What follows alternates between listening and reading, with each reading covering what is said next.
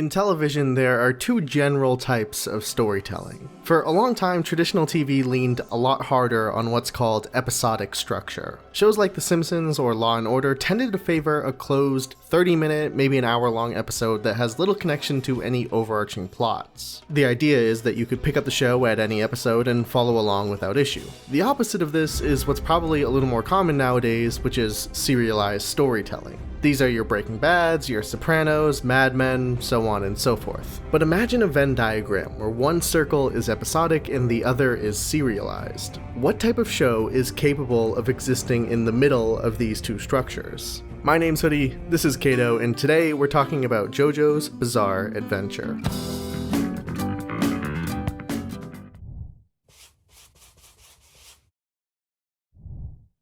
This channel is only possible with support from people like you. If you enjoy our videos, please consider going over to our Patreon and pledging as little as $1 to get access to our exclusive patron Discord. Or check out katomerch.com to buy our new t-shirt. Links will be down below. Thanks. There's a famous quote by Stan Lee in reference to how he structured a lot of his comics back in his days at Marvel, along the lines of, every issue is someone's first. When we talk about things like structure, what we have to understand is that the way we deliver information is going to differ greatly depending on the intended audience. In Stan Lee's case, it was important to him that no matter where in the story they were, a new kid could walk over to their local newsstand, pick up the latest Spider-Man issue, and fall in love. It is inevitable that over time any given work is going to lose fans, but this is particularly true with media aimed towards younger audiences. If the pitch of Spider-Man is that it'll be popular with preteens, well then you're limited to a couple-year stretch in which someone will be a fan before growing up and moving on. In this scenario, multi-year, epic storytelling isn't really a luxury that can be afforded. But what are you to do when your intended audience is a little more loose? Instead of a strict preteen demographic, you instead shoot for maybe 12 to 19. These are fundamentally different consumers. On the low end, you have people perhaps just starting to wean off of the childhood cartoons they were raised with.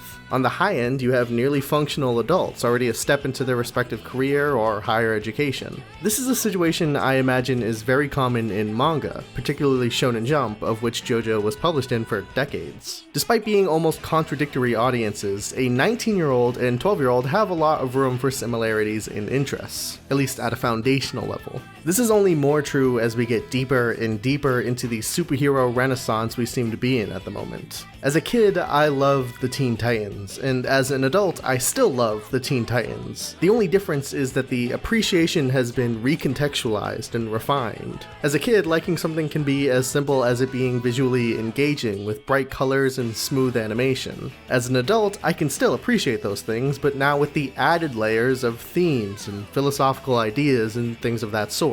The strength of serialized storytelling is being given the freedom to tell a more complex narrative. Which is not to say that all 30-minute stories are inherently simple, or that that would even be a bad thing necessarily. But naturally, when given more time to work with, it is then easier for a writer to juggle more ideas, or plot lines, so on and so forth. The strength of episodic storytelling, on the other hand, is a lack of commitment needed. That I know I could sit down, put on a 30-minute TV episode, have an enjoyable half hour, and move on with my life. Something particularly appealing to younger audiences. These things are inherently at odds with each other, and yet with the new influx of superhero-branded storytelling, it's more important now than ever to find a balance between the two. When your intended audience is looking for entirely different things from your story, figuring out the right structure can be incredibly tricky. In my opinion, we see things like the CW shows fail at this constantly. When a show like The Flash tries to have it both ways with a 22-episode season mixing both episodic and serial, instead of a harmonious balance, we get a simple half of each.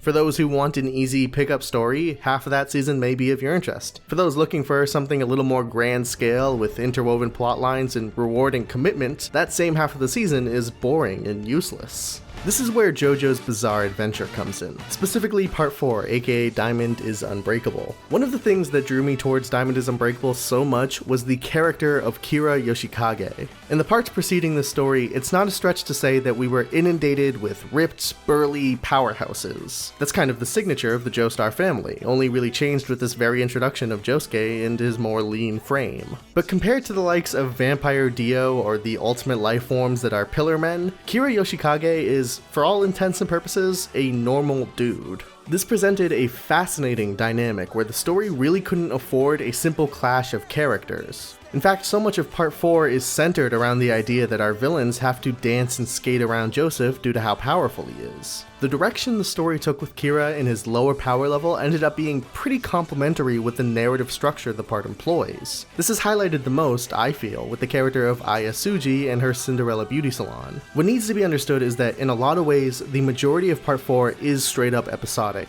at least in the sense that most of these episodes you could just pop in for and then pop right back out, no problem. Where Jojo makes it interesting is using all of these episodic storylines to subtly create a foundation of building blocks. It lulls you into the false sense of security of irrelevance, only for it all to be tied back together in a way you would have never expected. The Cinderella Salon first appears in episode 20 of Diamond is Unbreakable as the character of Yukako continues to try and win over the affection of Koichi, in this case through the use of a beautician-based stand called Cinderella. The stand Cinderella basically has the ability to change one's appearance, and though that episode itself is alright, what's important is that it masquerades as just another piece of the inconsequential puzzle that is episodic storytelling. So place that in the back pocket and we move forward to episodes 23 and 24. Team Jojo finally manages to track down the serial killer Kira Yoshikage. Now again, Kira is no match for basically any individual Joestar, let alone the entire squad in a straight up fight. What Kira can do is play intelligently. He can dance around, he can be evasive. The goal is not to win, but to survive and go uncaught.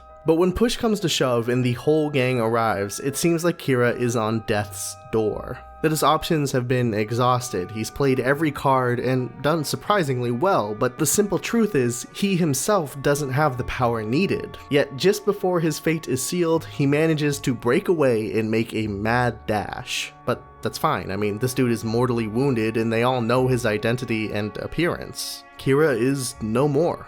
After 15 years of unchecked murdering, this case will finally be put to rest. Until they track him down and see just where he went. That inconsequential side story that was a small blossoming relationship between two supporting characters was no longer inconsequential. We see that Kira Yoshikage has entered the Cinderella beauty salon and a revelation dawns on the audience. They continue to chase only to see that the place has been ransacked and Aya Tsuji, the wielder of the stand Cinderella, has been nearly murdered. Kira Yoshikage has used Cinderella to change his appearance.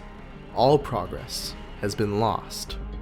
Episode 24 is the single best piece of storytelling I think the first 4 parts of Jojo have to offer. It is a genius culmination of 20 prior episodes, all considered to be various levels of weekly villain, case of the week type storytelling that rewards you for your commitment. Any of these episodes can be viewed on their own with little prior knowledge needed, but to the many fans taking the story as a whole and experiencing the weave of this narrative, it presents a beautiful tapestry of twists, turns, and revelations. Thank you for watching. If you liked the video, please leave a like and share it with anyone who you think might enjoy it. I want to specifically thank Spencer IRuleAtGames and all of the other patrons. Again, we've revamped all of the tiers on Patreon, so please consider heading on over there to see what's new. And if you can, pledging a simple $1 or $2 makes all the difference. We also have t-shirts for sale that you can find at katomerch.com, link will be in the description. And of course, my Pokemon comic, Always Tomorrow, is available on all sorts of platforms, including our Twitter @Zero and Hoodie. Thank you all for the support. My name is Hoodie, this is Kato, and I'll see you soon.